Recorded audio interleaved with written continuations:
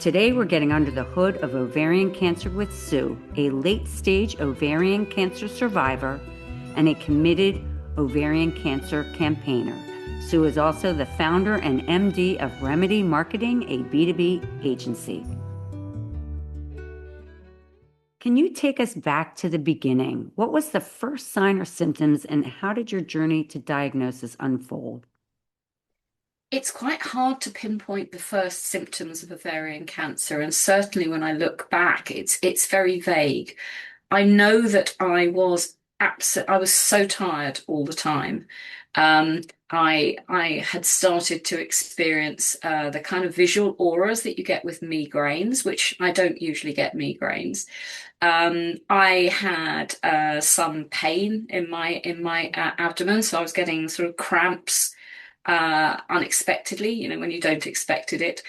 The one that sent me to the doctor was actually bloating. I found that I was bloating more and more and more. And as a woman, you tend to put that down to all the usual sources or to, food sensitivities and things like that. But it wasn't. And it turns out that all of these things are among the syndrome of symptoms of ovarian cancer. What are the symptoms of ovarian cancer? The signs and symptoms of ovarian cancer do vary. Not every woman will experience the same symptoms, and this is perhaps one of the reasons that doctors find it quite hard to diagnose. There are four classic symptoms, though. One is persistent bloating, so not bloating that comes and goes after meals. Feeling full quickly, and that's often comes with a loss of appetite. Pain is very common as well, pain in your stomach or your pelvis. And lastly, the need to go to the bathroom more urgently or more often than usual is a very common symptom. There are others, though, like fatigue, losing weight without trying, and changes in bowel habits.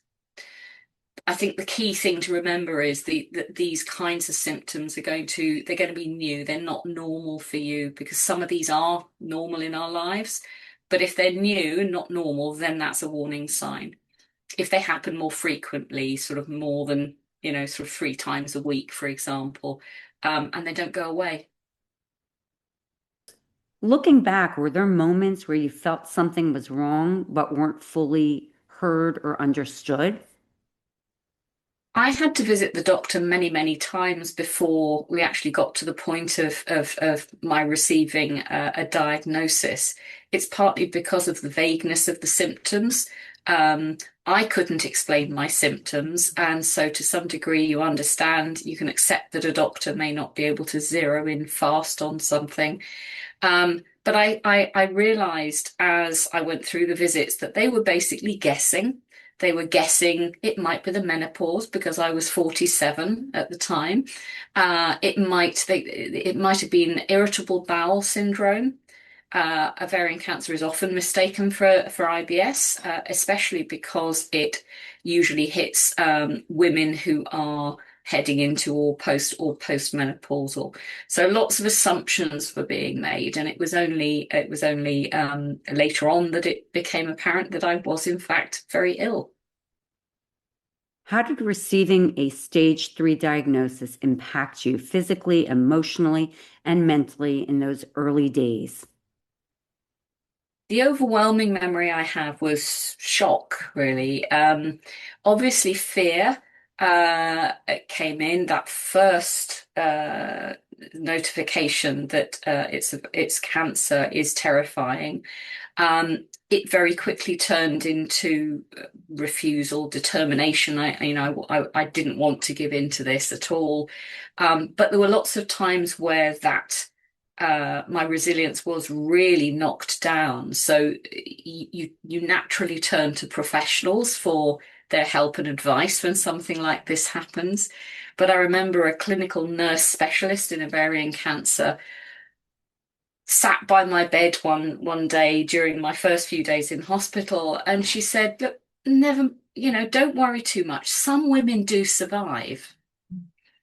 Now, coming from a professional, that struck absolute terror into me because that instantly meant, hang on, you mean most people, most women don't? Because I had zero knowledge of ovarian cancer at the time. So that fear, and you then naturally, I think most people go through a phase where they go through a desperate search for information. We turn to Dr. Google or WebMD, and we start researching. And you go down a statistical rabbit hole on survival. And of course, survival statistics are very, sort of inaccurate ways of, and they don't apply to individuals at all. But you could have fooled me. That's how I perceived it. What has been the hardest part of this experience that people don't often talk about? Oh, there were so many shocks along the way of this journey. One of the ones I remember absolutely surprising me was chemo, the reality of chemotherapy, because you know logically that it is a poison. That is sort of talked along the way, but not the feeling of being poisoned, which is what happens.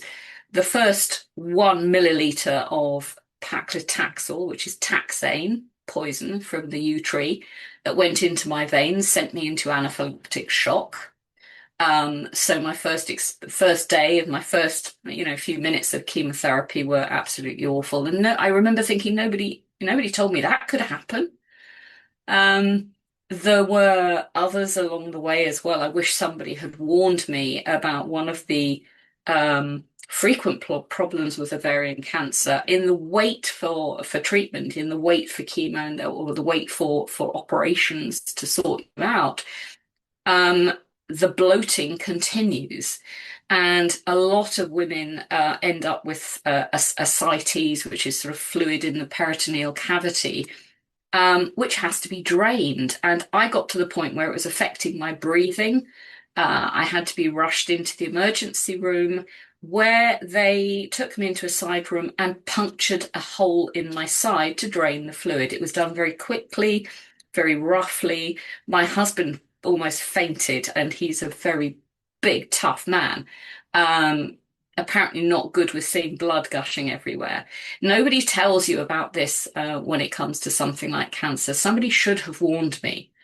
Um, there was another surprise along the way that I wish somebody had warned me about properly, which is the obliteration of your immunity. Again, logically, you know that chemotherapy takes out your immune system, but the real impact of that hit me hard because I caught a sickness bug in the chemotherapy treatment room. So did every other person in the chemotherapy waiting room. All of us, there were about 12 people, all ended up in the emergency room with a nose with a vomiting sickness, and we're talking projectile. It was violent, and we're in hospital for a week. But all because somebody came in to the chemo room, a visitor or somebody, with a bug, and we all caught it instantly. So that was not good. That was not fun. How did you feel physically and emotionally, and how has that evolved over time? Well, it's funny. I mean, I think the overwhelming feeling is exhaustion. You start off feeling tired because of the illness, and then the shock of diagnosis is tiring. The treatment is so tiring. Waiting to find out whether it has in fact worked and whether you are clear of cancer is exhausting in itself. And then in the aftermath, you expect, once you've had an all clear from something, which I was very lucky to have, um, you expect to get back to normal. And of course you don't. It leaves you with this enormous tiredness, lassitude, sort of, to call it what you like. And it went on for a long, long time. I didn't feel myself for a long time after the cancer. After you've had cancer, even if you've come out on the other side clear, um, everybody has what's commonly called scanxiety, right? So you're waiting in anticipation and some fear for the next scan. And as it over time, those scans and checkups become further and further apart. So a few months, 6 months, a year, you're still actually, even several years later, you are still feeling that same anxiety so it's never quite it's very hard to leave it behind. I was followed up for 10 years afterwards because ovarian cancer has a nasty habit of coming back. And I had also been part of a chemo trial. And so they were very carefully monitoring the next decade so that they could feed into the statistical reporting of the success of the trial. So it was a long time. What did you learn about advocating for yourself within the healthcare system? That's You absolutely need to arm yourself with knowledge when you're going through a health journey like this, especially if you want to seek out what the latest treatments are, because there is no reason why a doctor would be up to date with the latest treatments for every single illness. So how could they possibly be the best source of information as to the options available to you? So I did that, and I identified the trial I wanted to be enrolled in, told my doctor about it, and she then explored it, and I qualified for the trial. So knowledge is key. The other thing you need to arm yourself with is company. Cancer is a very destabilizing illness, emotionally, mentally, as well as physically. And so when you go into appointments and when you do follow up, and yes, of course, when you're sitting in treatment, you need company because you are not seeing the world as it really is. So you don't listen, you don't hear everything. You don't necessarily ask all the questions you should. So you need somebody with you a lot of the time who is going to be that second brain. Were there decisions or moments in your care where having more information or support would have changed your experience? I wish somebody had warned me about something that I probably should have known, which was information about the menopause. I was 47. I wasn't in menopause yet. And when I was going through the diagnosis and the treatment in the run up to the operation, nobody ever referenced the fact that, of course, when you have a total hysterectomy and a what's called a bilateral oophorectomy, which is removal of both ovaries, of course, your hormones disappear in an instant. So instead of having a slow decrease in hormones, so an ability to somewhat adapt, somewhat, I know it's not, you can't adapt completely. I had no chance to do it. So I came out of hospital after my operation, having crashed into the menopause with all of its symptoms, all at the same time as my follow-up to chemo. So, I mean, you call them hot flashes, we call them hot flushes. They were extraordinary because they were like, my temperature used to go through the roof. I think I spent the next year or so sort of spraying myself with water every 5 minutes. Um, I suppose the only benefit, if you can find one in there, is that it was over faster for me than it would be for a lot of women because they were gone. They didn't decline slowly. They were just gone straight away. So fast adaptation. You really have no choice. Something else nobody told me about many types of ovarian cancer is that you can't have HRT therapy, no hormone replacement therapy. So there is no buffering of those symptoms at all. There were long-term impacts as well from chemo that nobody warned me about, which are apparently quite common, like peripheral neuropathy, when your hands and your toes become numb. And it can take many years because nerve damage takes a very long time to heal. I suffered from that. I was tripping over my feet for years afterwards, and I still struggle with slightly numb fingers and toes today. Again, nobody gave me any information about that, and in fact, there was at the time no clinical research had ever been done into the neuropathy effects of chemo. Um, So yes, there are all sorts of things that some people could have and should have given more information about. What kind of support made the biggest difference for you, and what do you wish more people understood about how to show up for someone going through this? I had amazing support throughout my whole journey from my husband, who would make sure I was, sort of eating. He was there every second that he could when he wasn't working. But people underestimate the effect on close family members and spouses. Certainly, the health professionals don't have any regard for the other people in your life. They're only focused on you as the sufferer involved. And the spouse is so hurt and so scared, and there's very little support that's immediately available for them. Um, but that support is so critical. If he'd collapsed under the weight of it, I certainly would have. Thankfully, he wouldn't. He didn't do that. Um, Family is just so vital.